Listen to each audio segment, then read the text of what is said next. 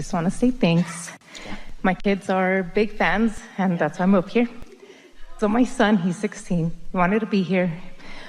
I have 2 questions. One for him, how to keep negative thoughts away. Well, I'm not sure what he's dealing with, but...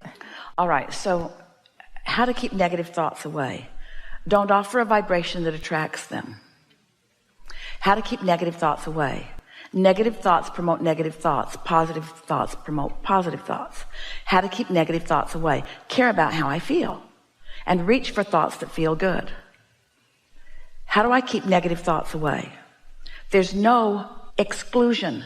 So the question is a bad question. It's how can I keep away from me this thing I'm focused on? How can I keep away from me this thing I'm calibrated to? You can't. The law of attraction doesn't say, oh, we'll make you the one exception in all of the universe. The way you keep negative thoughts away is by activating more and more positive thoughts until that's what feels the best to you, so that's what you do. By not reacting, but by acting. And that's what we mean by getting out ahead of it. If you tune into your inner being and you start receiving thoughts, we promise you they won't be negative thoughts. But if you don't tune into your inner being and you go out into the world, you could tune into anything that's loud around you. The squeaking wheel gets the attention, so to speak. We also want to say, and we don't want to start a habit of this because everybody will come with a message from someone who isn't here. And it's much better if we are talking to you directly. But negative thoughts are not your nature. It's something you've picked up along your physical trail by others who think it's cool or who do it a lot or whatever. Negative thoughts are not your nature. And that's why you're asking the question. Negative thoughts bother you, and well, they should. But there's something to be said for knowing what you don't want, because if you don't know what you don't want, you can't know what you do want. So how would you calibrate to a positive thought if you didn't know what a negative thought was? How could you calibrate to something that felt better if you didn't know something that felt worse? So don't be upset. This message is not about avoiding everything unwanted. This message is about recognizing what is wanted and what is unwanted and turning more and more of your attention toward what is wanted. We would never say, never have a negative thought or feeling. That'd be like saying, get in your car. Is he driving yet? I'm actually teaching him. He has his permit. That'd be like getting in the car, no gasoline, the gas gauge is on empty. Oh, but that's negative. Put a happy face sticker on it. That feels way better. Okay. Like that analogy. Okay. Yeah. In other words, the negative emotion is an indicator that something needs to be tended to. So negative thought and negative feeling is a good thing because it's directive, isn't it? Mm-hmm. Yeah. My second question is purpose in life. I find myself questioning. Blah, blah, blah, blah, blah. You're not going to like this answer. Hardly anybody does because it's not meaty enough and it doesn't have enough sacrifice in it for most of you. Your purpose in life is joyful expansion. And the expansion happens whether you know it or not. The joyful part is an option. Okay. I guess I just feel like I should be doing more. I have a good life. Well, there's shortage consciousness in that. Anytime you feel like you should be doing more, how does that feel? I should be doing more. What else does that say? I'm not enough. I'm not doing enough. Somebody is looking at me and finding fault with me. And we promise you it's not your inner being saying that to you. So you're picking it up from some place, but it doesn't feel good. So you could just ask yourself in that moment, get on the other side of that page and ask yourself, what does my inner being feel about me? That's another way of saying, what do I dominantly know? Does my inner being think that I should have my nose to the grindstone every single moment? Is that what my inner being thinks? Does my inner being think that I should be suffering and sacrificing and struggling and constantly active? Or does my inner being want me to relax and refresh and reconnect and flow? Does my inner being want me to exhaust myself through action, or does my inner being want me to calibrate to the power of the universe and direct it with my mind? Is there a lot of effort in directing thought, or does it become effortless as I calibrate to it and find it to be more? We want to tell you a story because we've been talking about getting out ahead of it. And sometimes when we speak about deliberate creation, it makes you think that you want to do whatever the work is that Abraham is hounding you to do and get hooked up to the energy stream, and then you want to point that energy stream in more productive ways for yourself and others. And that's not what we're encouraging. That's not what it is about.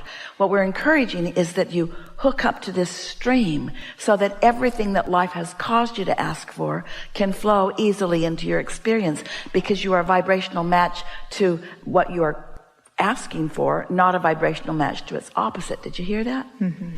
So getting out ahead of it means right now, where all of my power is, my present moment is where all of my power is. Right now, in this present moment, where I have the option of hooking to my power, being under the influence of source, or otherwise, all of my power to choose is right here and now. But the more often I choose my inner being, the more likely I'm going to be to do it, because there's momentum in past thoughts. There's momentum in those thoughts, therefore influence in those thoughts. So, getting out ahead of it. Segment intending. I'm going to step out into the world. Let's say I'm going to work. I'm getting ready to walk into the building.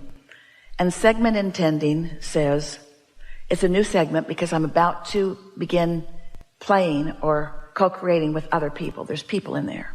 So we're going to start responding to each other in some way. They're going to be in there. In most cases, we're going to react to each other in some way, in some practiced way. So formerly, what people thought that deliberate creation was, or segment intending was. So I'm going to stand here and I'm going to say, when I get in there, this one's going to behave that way and this one's going to behave that way, and I'm going to make more money today, I'm going to make more sales today, things are going to go more my way than they've ever gone before. In other words, I'm going to take my power and I'm going to direct it to these outcomes. Calibrating and getting out ahead of it, segment intending, is different from that in this way. Calibrating, segment intending, is, in this moment, I'm going to find something to focus on that allows me to connect with who I really am. I'm adjusting my point of attraction, not my point of assertion, my point of attraction, which means looking for positive aspects, remembering nice things that have happened, meditating, quieting your mind all together. Is preparing my point of attraction for the segment that I'm walking into. Am I a lover or a hater? I'm a lover. Do I like people or do they annoy me? I like people. Am I a co-creator or am I all on my own? I'm a co-creator. Are people good or bad? People are good. Do people mean well or mean not well? People mean well. Ask yourself these questions until you have calibrated to who you really are. And then walk in that room and notice what happens.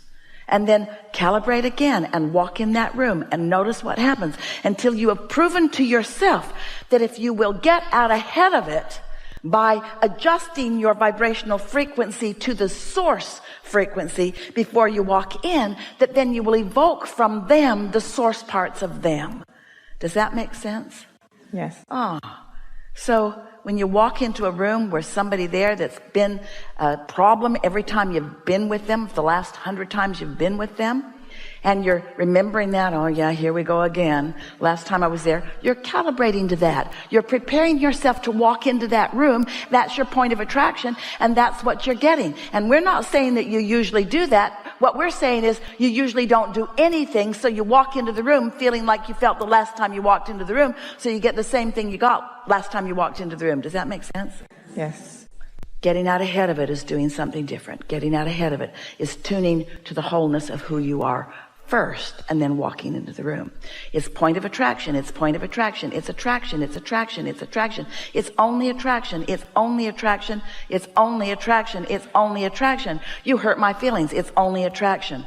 I attracted you hurting my feelings because I remembered the last time you hurt my feelings, or I remembered somebody else hurting my feelings, or something that you said reminded me of something, or I smelled something that reminded me of a time my feelings were hurt, or I heard a song on the radio that reminded me of a time that my feelings were hurt. Something has activated within me that, because I didn't get out ahead of it. I was sloppy and lazy, and I blundered into the room and I got what I'm habitually offering. I got what my point of attraction will bring me. So, isn't it nice to walk into all of these rooms with all of these people and find out what your vibration is? We've been saying to you for a long time, there are two ways to know how you're doing. One is by how you feel, the other is by how things keep turning out. So if you can do something about how you feel, then you can totally control how things turn out. Yeah? Mm-hmm. Good. Thank you. Yeah.